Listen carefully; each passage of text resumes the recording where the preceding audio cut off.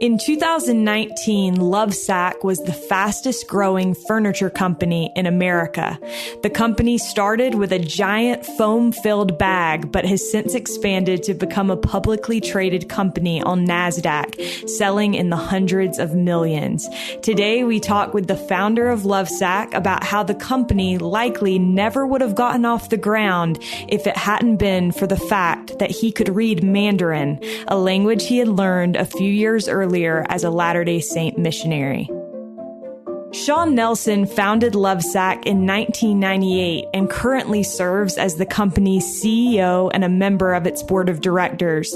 In 2005, Shawn won Richard Branson's reality television show, The Rebel Billionaire, on Fox, and continues to participate in ongoing TV appearances. Shawn has a master's degree in strategic design and management. This is All In, an LDS Living podcast where we ask the question, what does it really mean to be all in the gospel of Jesus Christ? I'm Morgan Jones, and I am so excited to have Shawn Nelson with me today. Shawn, welcome. Thank you. Thanks for having me. Well, I have been looking forward to this conversation. I had the chance to have a phone conversation with Shawn last week and have been looking forward to this ever since. So, Shawn, thank you so much for being willing. And I'm wondering if we could just start out by having you quickly summarize, for those who are not familiar with your story, the beginning of your company, Lovesac. Sure. The whole thing started really 25 years ago. 1995, I was 18 years old, watching The Price is Right, bored out of my mind, 10 days out of high school, sitting on my parents' couch, eating a bowl of Captain Crunch. And I had this dumb idea, like, how funny would that be to make a beanbag like this big, me to the TV, like the whole floor. And I got off the couch, drove down to Joann's Fabrics on 33rd South in Salt Lake City, Utah, and bought 7 yards of tan and black vinyl and cut it up and sewed it into a baseball kind of pattern. And my girlfriend's mom, I think, helped me finish it because my sewing skills were limited to my 7th grade home ec level. Anyway, put a zipper in it, began stuffing it with, I couldn't buy enough of those beanbag beads, from Michael's Crafts or whatever. And so I looked around the house and found my parents packing peanuts from their Melaleuca business, old mattresses, those foam pads we go camping on with a bungee cord around them, chop them up on a paper cutter, like in strips, the kind you chop paper in straight lines with, and then turn them the other way and into squares. And anyway, that was the best stuff. And if only I could find more of that, and old blankets, whatever. So 3 weeks later, finally have this thing kind of stuffed. We'd take it to the drive-in movies. We'd take it camping. Everywhere we took it, everybody wants one. They're like, that's the coolest thing. Because there were 5 or 6 of us on this thing in the back of a truck, whatever. And anyway, fast forward that year, turned 19 that winter, went on a mission for our church and was called to Taiwan. An amazing opportunity, learned Mandarin Chinese, spent 2 years teaching the people in Taiwan and doing service and all those great things, and got really great at the language, worked extra hard to learn how to read and write and do all the, take it to the next level. And anyway, came back 2 years later, having forgotten about this thing. Wasn't yet called a Lovesac. It was just this giant, not beanbag thing. And I was going to the University of Utah, dating again, getting back into real life. And my friends were going to the drive-in movies. I said, oh my gosh, I have this thing. And we pulled it out of the garage. We started using it and everyone wants one again. So kind of 3 or 4 months later, my neighbors had seen me drive up and down the street with it so many times. They kept bugging me to make them one. I said, okay, I'll make you one. But if I'm going to do that, then, I got to charge you. So now I need a company. Now I need a name. And it was like Love, Peace, Hate, War, Hippie, Beanbag, Love Bag, Love Sack. Oh, that's cool. Paid $25 at the Utah State Tax Commission. Registered the name Lovesac in 1998, and we were off to the races. So this was a side hustle in college as I went to the University of Utah studying Chinese and business. And after a few years of that, actually had the opportunity to move back to China, took an internship in Shanghai, China, put the Lovesac away, although my friends who were helping me run the business at the time kind of kept things going on a trickle while I was in China working again, using my language as a management training consultant. Came back again in 2001 to finish my last semester of school. Was going to close the little company down because it never made any money. It was us in a van selling these things to friends and family and their friends. And we were manufacturing them out of the back of this furniture company down in downtown Salt Lake City, where they let us use this foam shredder thing. It's really a grain grinder they had for years, and we got it working, and that kind of made the business. But we were going to wind it down because it never made money, and I had this job waiting for me back in China, like my dream job, speaking Chinese, traveling all over the country in China. And so finishing up that last semester, we gave it one last shot because everyone we told we were going to close Lovesac down, they said, no, you can't close Lovesac. So we took it to a trade show, got discovered by the Limited 2, now known as Justice, little girl store in the mall. They wanted 12,000 little Lovesacks for Christmas. They placed the order sight unseen, not realizing it was me and some buddies in like a grain grinder, kind of like a wood chipper, shredding foam out of the back room of this furniture factory. But it was a 12,000 piece order. So they FedExed me this piece of blue fuzzy fabric with little silver specks in it. Said it has to be this fabric. It has to be super cheap, 12,000 units. So I flew off to North Carolina to find the fabric. I found it. I couldn't afford it, couldn't meet their price. And I'm looking around this fabric booth at the biggest fabric show in the country. And this guy's got all these fabric samples behind him in these boxes. And I'm about to give up, by the way, thinking, look, I'm a college student. I'm a waiter. I'm waiting tables every night, paying my way through college. I have no business buying 30,000 yards of fabric and no money either. But he said, I'm a direct importer. You're not going to get any cheaper. But there are these boxes with Chinese writing on them behind him. And of course I can read it. And it was the address of the fabric mill that makes this blue fuzzy fabric with little silver specks in it. So I couldn't give up now. I credit carded my way to Shanghai, China, walked in the 32nd floor downtown office of this fabric mill's, sales headquarters. And I said, hi, in English. I said, hi, I'm Shawn. I'm here for the Limited 2. I need 30,000 yards of this stuff. They said, yeah, no problem. It's $5 a yard. I said, no. I need it for like half that. And they start talking amongst themselves in Chinese about how much it costs to make this stuff.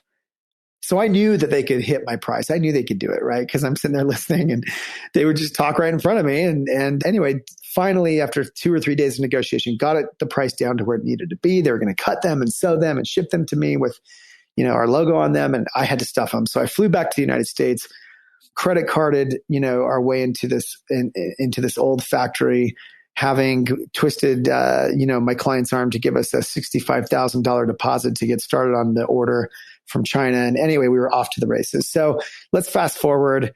Got that order done. That's a whole story unto itself. It was messy and difficult and crazy and hard. On the heels of that, no other companies wanted to buy our stuff. They just, I hadn't been out selling. I had been in the factory trying to get this order out. So we scrambled before Christmas. All of the furniture companies in the West, RC Willey, American Furniture, these big furniture companies people know, rejected us, thought it was stupid. Our name was stupid. Our product was too expensive, too big, whatever. So we opened our own store at the Gateway Mall in Salt Lake City, who originally rejected us, not knowing that, just presuming we were just a fake little company. But they let us fill a space in their mall over Christmas and the Winter Olympics. It just exploded. We couldn't believe it. People were buying these things right off the floor at the Gateway Mall. And the company grew and we began franchising. And it's just a crazy story up through, 5, 10, 20 locations. We moved our factory to Mexico. I lived in Mexico. So actually, I met my wife while I was living there back in Salt Lake, visiting our headquarters in Salt Lake at some Lovesac event, introduced to her. She was a U of U student. I was already graduated. Somehow started a family right through all of this. And then, just when we were at another roadblock needing venture capital to grow the business past like 20 locations, I was invited to participate on this reality TV show. And this was with Richard Branson, kind of like The Apprentice. And Richard Branson, quest for the best, 16 contestants, fly around the world, do these business challenges, Fox, primetime, reality TV, fast forward, past 11 episodes. And I won. I won $1 million investment on TV. I was made Richard Branson's sidekick, his president of Virgin Worldwide. I traveled the world working with his CEOs, even as we're trying to get Lovesac funded. We raised venture capital. They had the bright idea to Chapter 11 our business, which was painful and ugly and embarrassing. So we could emerge with no bad locations. We started over with fewer locations. We actually relocated the company to Connecticut. I moved my wife out there. We had all of our kids over the next 10 years in Connecticut as we grew the business on venture capital up through private equity to where it is today, 90 locations. We're now a public company doing hundreds of millions in business, having invented this really cool couch product. And, I'm in my 40s. I have 4 children from the ages of, 12 to 6. And we're now living in St. George, Utah, because my wife's family kind of migrated here from Salt Lake in the time we were in Connecticut for 11 years and wanting to be closer to them. And now I commute back and forth. So long, crazy ride. Somehow stayed active as a member of this church all the way through thick and thin, the highest highs, the lowest, ugliest lows. And it's been an amazing adventure. Yeah. Well, Shawn, I've been taking some notes as you've been talking because I want to make sure that I hit all of the important parts here. So let's go back for just a second to your ability to speak Mandarin. Okay. It's amazing to me that you saw that on a box and were able to read it and then follow it. And then that ability to speak Mandarin served you all the way through in developing this company. So I'm interested. Many entrepreneurs have talked about the benefit of serving a mission in the entrepreneurial world. And I think many times it's because they're not afraid of rejection. We're used to knocking on doors. We're used to people telling us no. But what role has your mission played for you as an entrepreneur? And what kind of gratitude do you have toward that experience, especially in its ability to teach you Mandarin? Or give you an opportunity to learn that? Yeah. Well, I mean, obviously, in my case, the language has been pivotal and it continues to be, and it's kind of a funny story how Mandarin Chinese, the ability to speak or at least listen to it, right, played into the actual creation of this company.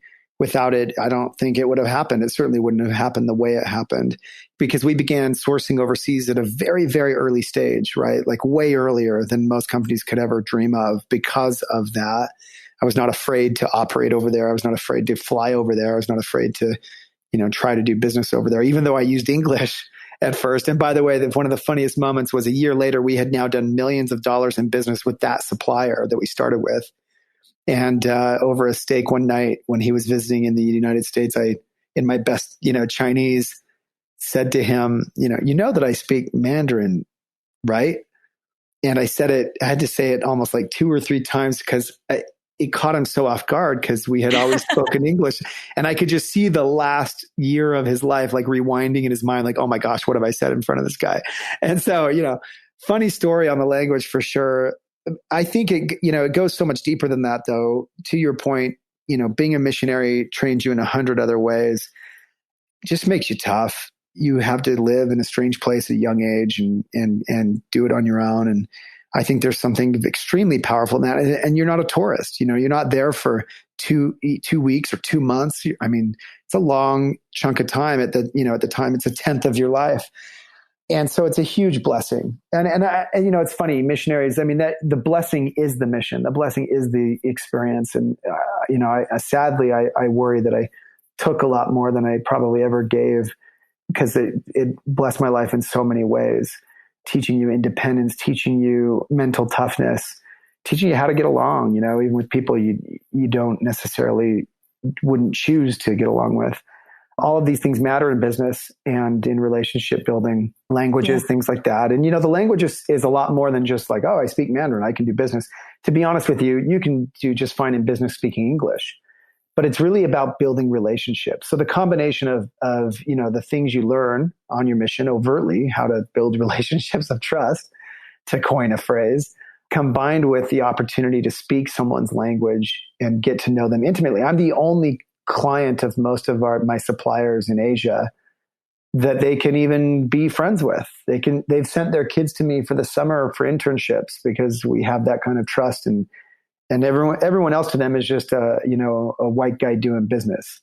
And I'm a personal friend of theirs. And so when push comes to shove and you need millions of dollars of support at different times in your, at least in my evolution as a business person, you need someone to take a risk and just say, look, I'll pay you later, whatever it may be. That's really where the language and frankly, forget the language, relationships matter. And for me, the language has fostered those relationships, and that all came from the mission. Absolutely. I think that's so interesting and such a good point that you touched on. Sometimes we underestimate the value of somebody just feeling like you're their friend, and that you have gone out of your way in the past to be a friend. But I think sometimes we don't think about the fact that to have a friend, you have to be a friend and to cultivate those relationships. Shawn, another thing that I wanted to touch on, you mentioned that your family was just getting started in the middle of all of this. And I wondered what you would say. I feel like some people may feel like, well, I can't have it all, and I can only, focus on a career. I only have a limited window to build a career. And I'm wondering what you would say to someone in that position, maybe trying to weigh out, is starting a family worth it and doable in that phase of a startup? And how has that decision blessed your life? Yeah, I have a number of friends who maybe intentionally, I'm not sure, or unintentionally, put it off for a long time. And in fact, in some ways, I've from afar, I wouldn't say been jealous of them, but I've been able to appreciate the idea that, because they've made a ton of money and had a lot of success without all of they've been able to put in the hours and have the freedom to sort of do that. And now, but the struggle that they went through as they faced the uncertainty of not having, I'm sure that they maybe watched me from afar and maybe felt, some envy about, the opportunity to have kids and do that at a young age and whatnot. And now they're thankfully having children, and, they've already kind of made it. And I feel like I've kind of struggled for 2 decades with business and with, family, of course, but that's life. And I think my best advice would be, listen. So it comes back to something that I live by, and I've even, spoken to with my oldest children, and they know this phrase. It's kind of one of my, I'll call it Shawnisms. On the back of my wedding ring, the inscription reads, "Everything else is dust." And there are, 6 black diamonds in my wedding ring, and it's been remade, as I've gotten older and appreciated this phrase. But, where it represented the 6 people in my family, my immediate family. And it's a reminder, I love stuff. I love the pursuit of, success and whatever, but it's all just dust, all of it, everything. And the only thing that's not is, frankly, family. And so I think that it can't be and shouldn't be put off. For really any reason. I think there is a path to success, even with, the difficulties of managing relationships and marriages and children. And I think that we're expected to rise up to that, and by the way, sometimes it can't be sped up. Sometimes people's timeline is just different, and it takes some time before they're able to find a companion or have children. And that's okay too, I think. But being open-minded and being honest with our intentions of always putting what matters first, no matter how painful it is overall, and look, there's days and periods of time where, you have to dig in and work hard and focus. And I'm away from home quite a bit when traveling, so there's moments where that's the reality. But where is your intention? Is your intention to always overall put that first? If that's the case, then things will fall as they may, and you'll be blessed in one way or another. It doesn't matter. We're all going to end up in the same place anyway, and so we try and have success on this earth and whatnot, but in the end, it doesn't even really matter. Everything else is dust, in as much as we can feed our family, we can get by and get through it without sacrificing our, what matters most, then who cares? Yeah, so well said. Thank you.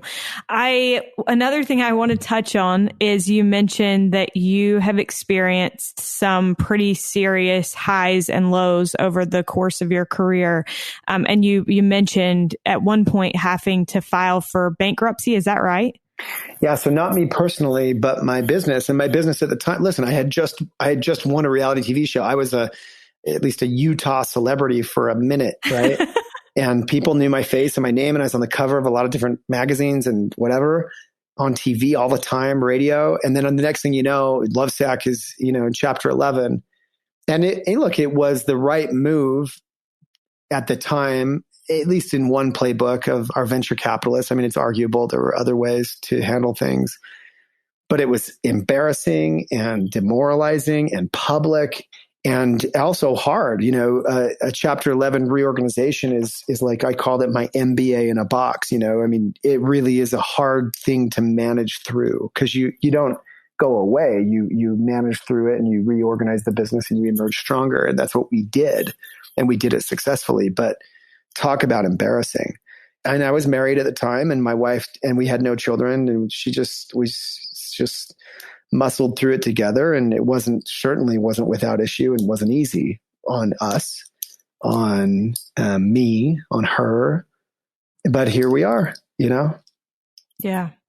I wonder, Shawn, how would you say, so I think that many times when we're going through these really low points, that's when we really turn to God and recognize the Lord helping us. So my first question, this is twofold. First question is, how has the gospel helped you in those low times? And then second part is, how do you make the gospel a focus when things are going really well? Because I think sometimes that's the even harder part. Yeah. I mean, whenever things get hard, you really obviously do see, where your instincts are. And I think people either turn away to find solace or find comfort or find, some kind of distraction, or they turn toward it.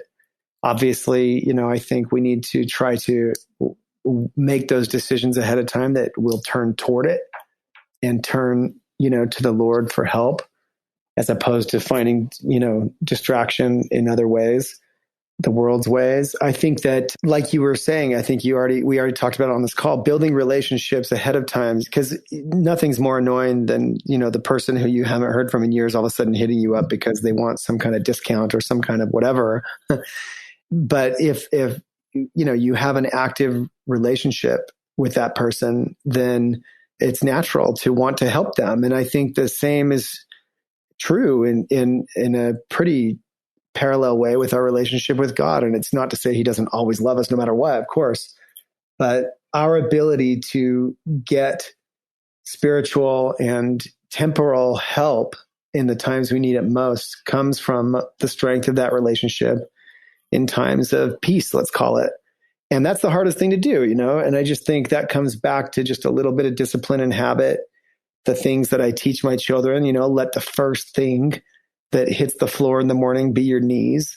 And dumb habits, like, and when I say dumb, I mean because they're simple. Like, we can wake up and grab our phone and turn off the alarm and then start looking at Instagram, or how cool is it that we can, I'm going to be really specific, you can lay there on your side or on your back and now read the scriptures. It's backlit. Yeah. It's a touch away. Before, I used to wake up freezing in the, believe it or not, humid mornings of Taiwan at 5 a.m. to do that scripture study. And isn't it cool that we can now just do it in the comfort of our bed, and that's dumb, but it's like the little things like that allow that underlying, heartbeat of our testimony to be strong enough to pull us through all the times, the good and the bad. And I just am a firm believer that we just have to stay a little bit vigilant. It doesn't have to consume you, but you have to stay vigilant. Yeah. Such a good example. And I think it's like such a little thing, but how many days do I catch myself just scrolling Instagram? And then I'm like, what the heck are you doing, Morg? Like, right. Start reading your scriptures, do something that actually matters. And we all do. But, I think that we live at a time where it's never been easier if we just make a few choices with just a little bit of discipline to keep those, testimonies, keep those embers alive, Yeah, beautifully said. Another thing that I loved checking out as I was prepping for this interview is your vlog. And you really have opened your world up to anyone who wants to watch on Right. YouTube, which I think is super cool. I wondered, why has it been important to open your life up in that way? Why did you want to do that? And have you felt that you've had an opportunity in any way, shape, or form to share the gospel through your business, your entrepreneurial endeavors? Yeah, thanks. I'm a creature of instinct. I follow my instincts. And as the internet and all of this social media had been evolving over the last few years, I came across vlogging as a thing, and I had flirted with the idea of it. It just seemed so weird. And look, it hasn't been some amazing success in the fact that, it's not like I have amassed some huge following and I make money on my YouTube channel. I'm not even interested in making money on my YouTube channel. But one day I just started doing it. I had thought about it for a year or two. And my whole, in fact, the vlog is called Get Off the Couch. And the book I'm writing is called Get Off the Couch. Because as I told you in my story, none of this would have happened if when I had that idea for the giant beanbag in my head, I hadn't got off the couch right then, drove down to the fabric store, bought the fabric. So that's my kind of life ethos, right, on this earth. And so I got off the couch. I started making a vlog one day. I did it every day for almost a year. I edited it myself every day. And it was exhausting. And I just kind of did it because I felt like I should. And that's, by the way, the reason I kept doing Lovesac in all those years when it was just in my parents' basement. My mom would ask me, she'd come down and see me on my hands and knees, cutting out fabric, knowing that I could make more money doing this or that. And then, by the way, hanging it up and waiting tables till 11 at night to actually pay my way through school. And she said, "Why are you doing this?" And I said, "I just feel like I should." So I've always followed my sort of just gut instincts. Started making a vlog. And the answer is, I don't know where it's going to lead, but I'll tell you a few interesting outcomes. Like I said, it's not about being commercially successful. I don't care. But, one, it's turned out that, yeah, people watch it. And I get evidence of that all the time on my social media. People direct DM me or whatever and mention things that are very personal. And I don't hold back. Like, I talk about my religion. I talk about my family. I just talk about what I believe. I don't filter too much to the good or the bad. I just kind of let it roll. And most of it's focused on entrepreneurship and whatever, but it's just my life. And now it's more focused on my philosophy and stuff like that. But my point is, it's turned out to be an interesting recruiting tool for Lovesac because people get an unfiltered view into like what a company looks like on the inside and what the founder or the CEO behaves like. And that, of course, influences the culture. So I think maybe it's turned people off. And by the way, I'm happy about that. I don't want people to come to my company who don't want to be in this kind of company or environment or this kind of leadership because they're not going to be happy anyway. I don't want them to find that out a year later. At the same time, I want to attract people that do fit into our culture or can, abide by my leadership or whatever. And so that's been an interesting thing. And another interesting outcome, I had someone, and it's because listen, it doesn't matter if I affect millions. Like a mission, it only matters if I can affect one or a few. And I had someone just recently who actually does work for me mention one of my vlogs that, and specifically something I had said in it that changed his whole life, according to him, and the way he behaves and the way he thinks about it. And it was really the thing where I was talking about how my personal belief, of course it stems from my religion, is that, sometimes there's too much emphasis placed on children, in a marriage, like in the sense that, oh, I love my kids, and that's the best part, as if to infer like I put up with my wife.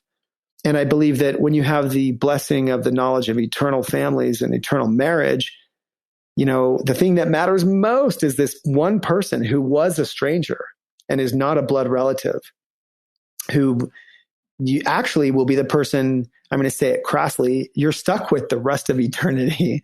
And so that is the relationship that matters the most. And by the way, your children will go on to be somebody else's stranger and eternal companion. And so it's kind of weird. And so my point is not that I don't love my children, but my point is that is an example where the world's way of approaching things and the world's good beliefs are not always the same as the better or the best beliefs or understanding of what's true and eternal. And those truths then can resonate with anyone, member or non-member.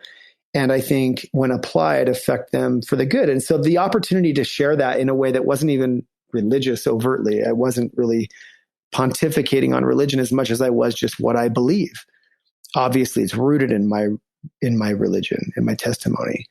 And to have a person tell me that it's changed their family, it's preserved their relationship, it's changed everything. I mean, for me, like that makes the whole year, and now it's been many years of editing and dealing with a vlog, which is a very taxing sort of side hustle for me,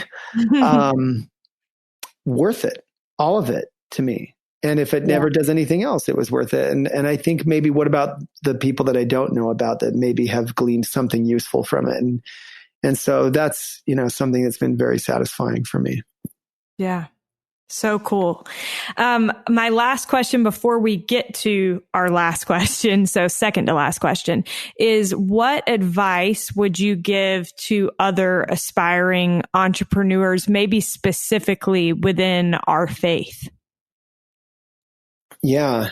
The advice I would give to, aspiring entrepreneurs, particularly those who share our faith, is always to go for it with an asterisk. Okay. It's easy to say that. Like my overall philosophy, as you know, is get off the couch.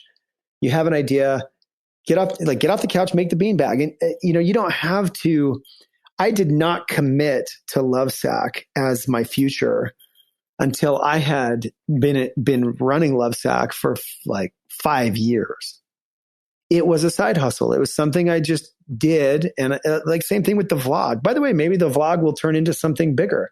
I don't know, but it's okay if it doesn't, and it's okay if it does. But I got off the couch. I started making the vlog. I got off the couch, started making the beanbag. So I'm a big proponent of just taking action. People talk. Oh, I have this idea. And you don't have to go do it all, but do something. That's my number one Shawnism. Do something. Get off the couch, make the beanbag, see where it goes. And it's okay to just slow play stuff. It's okay not to, leap off a cliff in order to see if you can fly. Just start, getting close to the edge maybe, or whatever, so do something. But at the same time, the asterisk I would provide is twofold. One, follow your instincts to the good and the bad, in the sense like you may be getting promptings or feeling instincts to not pursue something for whatever reason, and the other thing is the second asterisk is not everyone should be an entrepreneur. Like everyone has good ideas. Just because you have a good idea or an interesting thought doesn't mean you're cut out or that you should be an entrepreneur. If everyone was an entrepreneur, then I wouldn't have anyone helping me build this company. And I need hundreds of people to help this company be what it. And I want this company to succeed, not just obviously for my own financial success. I mean, I really think that Lovesac brings something great to the world. We have this design philosophy called Design for Life, which is all about sustainability, which is totally unique to what we're doing, that we evolved into over time. My point is that all of this good can come from many, many people contributing. So you don't have to be an entrepreneur to be a success. You could join or support an entrepreneur, like me or someone who happens to have that makeup and help them be a success as long as it's something worthwhile and useful and good and has a purpose. And I think sometimes entrepreneurs are sadly so celebrated and so venerated that we all like kind of aspire to that. But we got to be honest with ourselves. Is it for the right reason? And do we have kind of, the makeup to be successful in that way? Or might we be more successful as on someone's team? And I think both should be equally celebrated and respected. Yeah. So your answer is fascinating to me because it kind of goes counter to what I would have thought, which is probably why I'm not an entrepreneur. But I think I would have thought that you need to commit 100% to an idea, but rather you're saying it's good to kind of just dip your foot in and try different things. So that's kind of the opposite of the idea of going all in, right? Listen, no, there will be a point, and the point came for me where I had to go all in. And I waited. In fact, I met the guy who made the neon sign for the Gateway store location on my last day of waiting tables, 6 months before, which was the day that I opened my factory to make that order for that big client. In other words, like I leapt off that. There came a moment in time where I had to go all in, both feet, no turning back. And I've never had a safety net since. I've never had a side hustle, a real estate side career, whatever. Once I made that decision. But my point is, I didn't make that decision until I was many years into Lovesac as a thing. So whether you go all in on day one, there is an all in point, and you'll somehow know when that is. But I'm saying it's okay if it never comes. It's okay it would have been okay if I closed up Lovesac and didn't pursue it. And I almost did that 100 different times. Yeah. And I still could have had a great life and a great kids and a great family. And by the way, it doesn't even matter. But now I'm doing this, and I'm going to make it great, and it will be a good force in the world.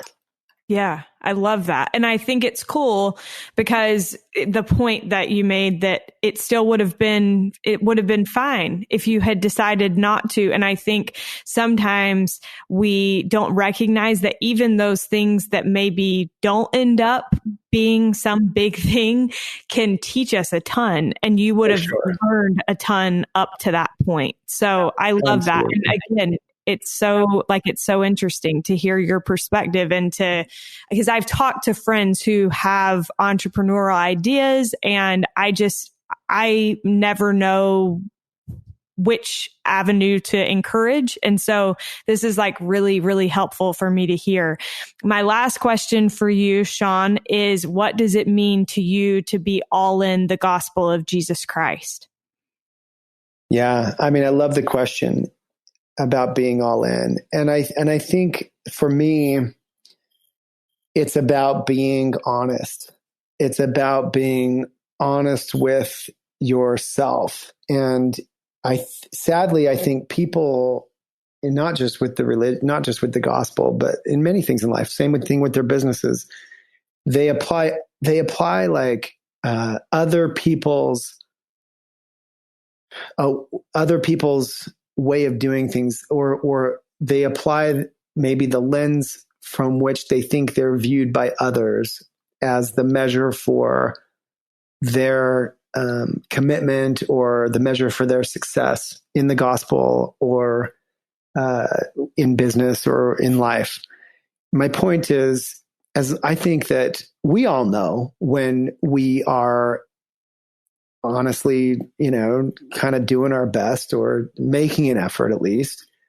We all know when we're kind of living in a shady way or maybe just in a lazy way.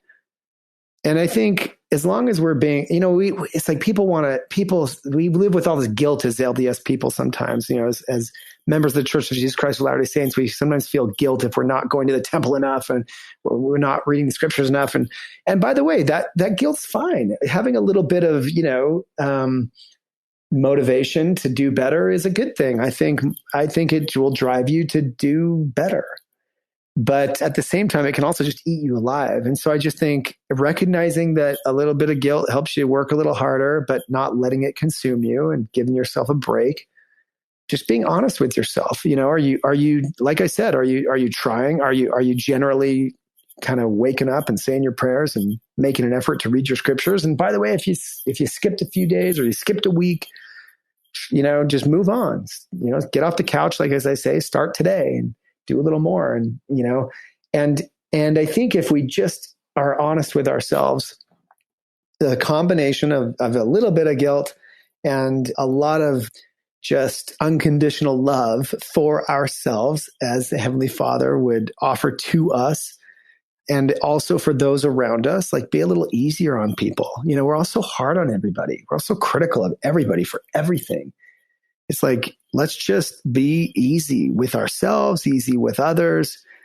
and honest, and even if we slip a little bit, if we're honestly trying to get back on track, I think that's okay. And I think we'll make it just fine. And I think that we can be a little bit happier, easier on ourselves, easier on others, but still active in the gospel of Jesus Christ and progressing. And as long as we're progressing, we're not going backwards. And I think that that's okay. And for me, that's being all in. Very well said. Thank you so much, Shawn. And thank you for giving of your time and sharing your thoughts. They've been incredibly enlightening for me. So thank you. Thanks for having me. I appreciate the opportunity. A huge thank you to Shawn Nelson for joining us on today's episode, and thank you to each and every one of you for your support of this podcast. We also can't forget to thank our buddy Derek Campbell from MIT66 Studios for making us sound good. We will look forward to being with you again next week, but in the meantime, please stay healthy, everyone.